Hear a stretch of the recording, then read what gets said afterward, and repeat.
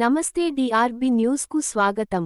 ఆశ్రమ గురుకుల వసతి గృహాన్ని ఆకస్మికంగా తనిఖీ చేసిన జిల్లా కలెక్టర్ జితేష్ వి పాటిల్.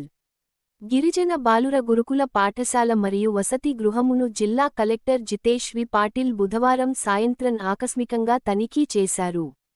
ఈ సందర్భంగా కలెక్టర్ విద్యార్థులతో మమేకమై వారికి అందుతున్న ఆహారం మరియు సమస్యలను అడిగి స్వయంగా రాసుకున్నారు. మంచినీటి ట్యాపులు లీకేజ్ నీకు గమనించిన కలెక్టర్ స్వయంగా టాప్ను బిగించారు. డైనింగ్ హాల్, క్లాస్ రూమ్లు, పరిసరాలు, స్టోర్స్, వంటగదులను స్వయంగా తనిఖీ చేశారు. కిచెన్ షెడ్లో విద్యార్థులకు అందిస్తున్న భోజనం తయారీని మరియు విద్యార్థులకు వర్ణించడానికి సిద్ధంగా ఉన్న అన్నం పరిశీలించారు.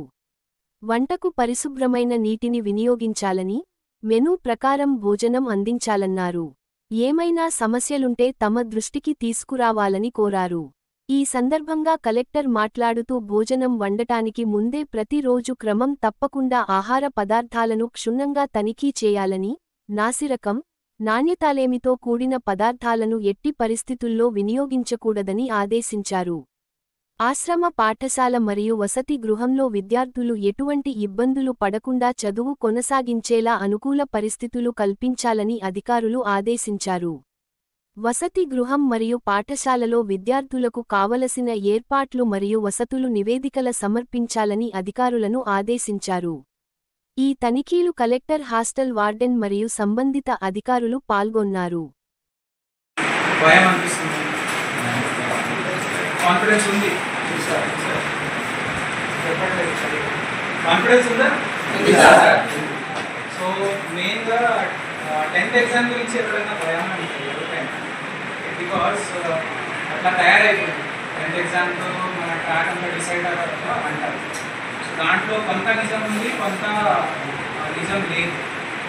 బికాస్ 10th ఎగ్జామ్తో మీకు ఎంత మార్క్స్ వస్తాయో దాన్ని బట్టి మీకు 11th and 12th track decide అవుతుంది కదా.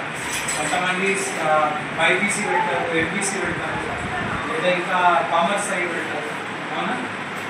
సో అవన్నీ మీరు మైండ్ నుంచి తీసేయండి. ఫస్ట్ మీకు ఏం కావాలంటే మంచి మార్క్స్.